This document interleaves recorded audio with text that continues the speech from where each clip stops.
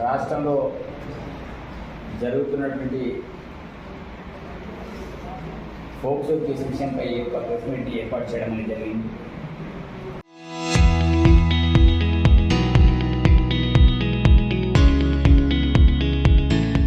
కేంద్ర సహాయ మంత్రి బండి సంజయ్ కుమారుడు బండి భగీరథ్ ఒక మైనర్ బాలికని మాయమాటలు చెప్పి ఆమె మీద లైంగిక దాడి చేసిన విషయం మనందరికీ తెలిసిందే. వాళ్ళ తల్లిదండ్రులు కావచ్చు, వాళ్ళందరూ కూడా ఫిర్యాదు చేసి మాకు న్యాయం చేయాలని పోలీసులు ఆశ్రయించినప్పుడు పోలీసులు కూడా ఈ నెల 8న వారి మీద కేసు నమోదు చేసి ఎఫ్ఐఆర్ నమోదు చేయడం అనేది జరిగింది. సరే, మోడీ ప్రోగ్రాం వల్లతోని కొంత విచారణలు కొంత ఆలస్యమైనప్పటికీ గౌరవ ముఖ్యమంత్రి రేవంత్ రెడ్డి గారు దాని మీద డీజీపీని పిలుచుకొని ప్రత్యేకమైన టీంను ఏర్పాటు చేసుకొని ఒక సీనియర్ ఐపీఎస్ అధికారిని కూడా అపాయింట్మెంట్ చేసుకొని ఆ విచారణలో వేగవంతం చేస్తారు. అది బండి కొడుకైనా, ప్రధానమంత్రి కొడుకైనా, సీఎం కొడుకైనా ఎవరికి చట్టం విషయంలో అందరు సమానం. మరి ఇంత పెద్ద రాధాంతం జరిగిన, ఇంత పెద్ద అఘాయిత్యం జరిగిన బండి సంజయ్ గారు ఎందుకు స్పందిస్తలేరు? వారి కొడుకుని ఎందుకు కాపాడే ప్రయత్నం చేస్తున్నారు? ఈరోజు ఎక్కడ పడితే అక్కడ చిన్న చిన్న జాడులు ఏదో జరిగినా వాటి మీద స్పందించే బండి సంజయ్ గారు, ధర్మపురి అరవింద్ గారు, లక్ష్మణ్ గారు, రఘునందన్ రావు గారు, మిగతా వాళ్ళ యొక్క రాష్ట్ర అధ్యక్షుడు రామచంద్రరావు గారు ఒక హిందూ సంబంధించిన అమ్మాయి మీద దాడి జరిగితే స్పందించారా? ఇదే విషయం వేరే ఒక దళిత బిడ్డనో, లేకపోతే మైనార్టీ బిడ్డనో, ఇంకా క్రిస్టియన్ బిడ్డనో ఉంటే వాళ్ళందరూ కూడా ఎగిరెగిరి అందేసేవారు. మరి ఈరోజు మీరు ఎందుకు మౌనంగా ఉండడానికి కారణం ఏంటిది? బండి సంజయ్ గారు ఎందుకు మీ కొడుకును కాపాడే ప్రయత్నం చేస్తున్నారు? మీకు నిజంగానే చిత్తశుద్ధి ఉంటే, రాముడి మీద భక్తి ఉంటే మీరు రాముని మీద ప్రమాణం చేసి నా కొడుకు తప్పు చేయలేదని ఒప్పుకోండి. లేకపోతే మైసమ్మ టెంపుల్ కానీ మీరు రండి, నా కొడుకు తప్పు చేయలేదని ప్రమాణం చేయండి. చేయగలుగుతారా? చేయలేరు. ఉన్న కొడుకుని కూడా ఎటో పక్కదారి పట్టించుకొని పరారులు పెట్టేసుకొని ఈరోజు కొడుకుని కాపాడే ప్రయత్నం చేస్తుంది. కంచె చేను వేసినట్టు కేంద్ర సహాయ మంత్రి ఉండి ఈరోజు వాళ్ళ కొడుకు ఇంత పెద్ద అఘాయిత్యం జరిగినా ఎవరు కూడా స్పందించకపోవడం. బీజేపీకి సంబంధించిన మహిళా లీడర్ ఎగిరెగిరి మాట్లాడతారు. ఏమైంది? ఒక హిందూ అమ్మాయి మీద ఇంత అఘాయిత్యం జరిగితే మౌనమా? అదే ఇంకా క్రిస్టియన్లు ఇంకా ఎవరో చేసి ఉంటే, ఒక హిందువు లేకపోతే ఒక దళితుడు ఇంకేమైనా చేసి ఉంటే అందరు పోయి దాడులు చేసి మరి విధ్వంసానికి పాల్పడేవారు. మరి ఇప్పుడు బండి సంజయ్ కానీ, ఆ గుండు కానీ ఎవరు శిక్షించాలి? ఈ యొక్క హనీ డ్రాప్ పేరు మీద కాదు నన్నే బ్లాక్మెయిల్ చేసిందని చెప్తారు.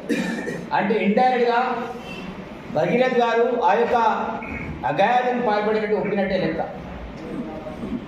ప్రభుత్వాన్ని బదిలీ చేసే కార్యక్రమం ప్రభుత్వ పక్షాన్ని ఎప్పుడైతే అప్లికేషన్ ఇచ్చారో అదే రోజు ఎఫ్ఐఆర్ నమోదు చేయడం అనేది జరిగింది.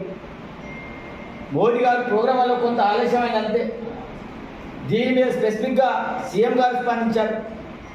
ఎంతటి వాడైనా ఈ ప్రభుత్వం వదిలిపెట్టదు, తప్పకుండా అతని మీద శిక్ష వేస్తాం, దాంట్లో ఎలాంటి సందేహం లేదు. కానీ బీజేపీ నాయకులారా మీ మౌనం ఏంటిది? ఎందుకు స్పందించారు? కంపల్సరీ స్పందించాల్సిన అవసరం ఉంటుంది. కాబట్టి బండి సంజయ్ గారు తప్పకుండా వారి యొక్క మంత్రి పదవికి రాజీనామా చేయాలి. భారతీయ జనతా పార్టీకి చిత్తశుద్ధి ఉంటే ఇమీడియట్గా అతన్ని బర్తరఫ్ చేయాలి.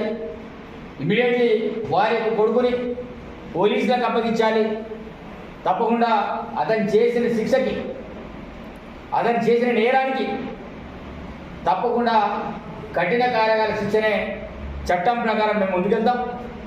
ఇష్టం వచ్చినట్టు మేము ప్రభుత్వం ఏదో గుడ్డిగా ఇష్టారీతిన అరెస్ట్లతో ఇంకేదో భయపెట్టే కార్యక్రమం చేయదు. దేనికో ఒక పద్ధతి ఉండదు. ఈరోజు చాలామంది బీఆర్ఎస్ లీడర్లు మాట్లాడతారు, బీజేపీ కాంగ్రెస్ కలిసిపోయింది అందుకే శిక్షిస్తలేరని. మీ మాటలు కూడా అదుపులో పెట్టుకొని మాట్లాడండి.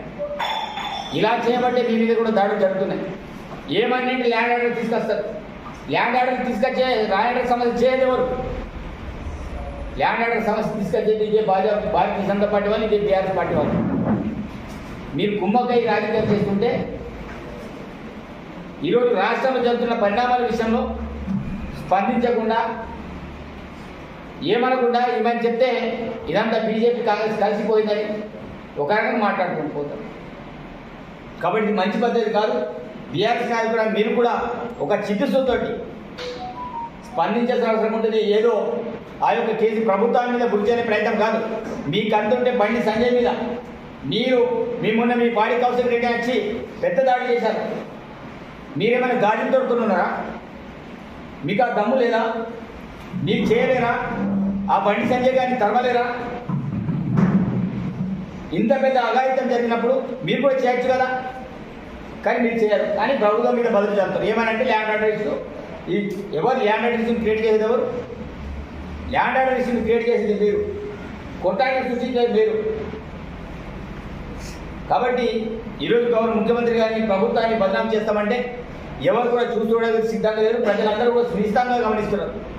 ఎవరికి ఏ టైంలో ఎలా తగిన గుణపాఠం చెప్పాలో ప్రజలందరూ కూడా చెప్పడానికి సిద్ధంగా ఉన్నారు. కాబట్టి మీ లోపై గారి ఒప్పందాలతో ఏదో మెయిన్ పేపర్లో రావాలనే ఉద్దేశంతో కలిసిమెలిసి దాడులు చేసి నువ్వు కొట్టినట్టు చేసి నేను ఏడ్చినట్టు చేస్తానని తమాషాలు చేసి మొన్న కౌన్సిల్ విషయంలో అదే చేశారు. ఏమేమి చేస్తారో అంతా కూడా తెలుసు. మీరు కలిసి కొట్లాడదామంటారు, ప్రభుత్వాన్ని బద్దం చేద్దామని ప్రయత్నం చేస్తారు. కానీ ఎవడు ఏ చేసినా, ఎవడే తప్పు చేసినా రాష్ట్ర ప్రభుత్వ పక్షాన్ని ఎవరు కూడా చూస్తూ ఉండడానికి సిద్ధంగా లేరు. చట్టపరంగా పోలీసులు చర్యలు తీసుకుంటారు. కాబట్టి బండి చదివే నిజంగానే నీకు రాముని మీద ప్రేమ ఉంటే, నీకు చిత్తశుద్ధి ఉంటే, ఏదైతే హిందూ ధర్మాన్ని మాట్లాడతావు, మరి ఇదేనా నీ ధర్మం? ఇదేనా నీ నీతి? ఇదేనా నువ్వు చేసే వ్యవహారం? ఇదేనా నీ కొడుకుకి నేర్పించే సాంప్రదాయం? ఇదేనా నీ కొడుకుకి నేర్పించే ధర్మం? ఒక అమ్మాయి మీద అఘాయితం పాల్పడమా? నిజంగా నీకు చీము నెత్తులు ఉంటే, శ్రీరాముని హనుమంతుని మీద నీకు ప్రేమనే ఉంటే నీ కొడుకుని సరెండర్ చేయి. అప్పుడు నిజంగా నువ్వు హిందూ అని అనిపించుకుంటావు. లేకపోతే నువ్వు కూడా ఒక కల్తీ హిందువే. నువ్వు ధర్మం గురించి మాట్లాడే హక్కు లేదు, శ్రీరాముడి గురించి మాట్లాడే హక్కు లేదు. నీ కొడుకు తప్పు చేశారు కదా, గల్లా పట్టుకొని ఈడ్చి తీసుకొని పోలీస్ స్టేషన్ కంప్లైంట్. అప్పుడు నీ యొక్క నిజాయితీ నిరూపించుకున్న వాడు అవుతావు. కాబట్టి కేంద్ర సహాయ మంత్రిగా ఉండి ఈరోజు రాష్ట్రంలో మరి నీ కొడుకు ద్వారా ఇలాంటి అమ్మాయిల్ని మరి హనీమూన్ ఏదో పెళ్లి కాకుండా ముందే ఏదో లవ్ అఫేర్స్ పెట్టుకొని పబ్లకి ఇతర ప్రాంతాలకు తీసుకెళ్ళేసి ఇలా అమాయకులు ఇబ్బంది పెట్టే కార్యక్రమంలో చేస్తున్న విషయం నీకు తెలుసు. కాబట్టి ఇమీడియట్లీ నీ కొడుకును సరెండర్ చేసుకొని నీ యొక్క నిజాయితీ నిరూపించుకోవాలని ఈ సందర్భంగా తెలియజేస్తాం. లేకపోతే ఎవరు కూడా తెలంగాణ ప్రజలు చూస్తూపోరు. పోలీసు వ్యవస్థ కూడా చట్టం ప్రకారం పోలీసులు ముందుకెళ్తారు. దాంట్లో ఎలాంటి సందేహం లేదు. కానీ ప్రతిపక్ష నాయకులు కూడా ఇష్టారీతిన మాట్లాడడం మంచిది కాదు.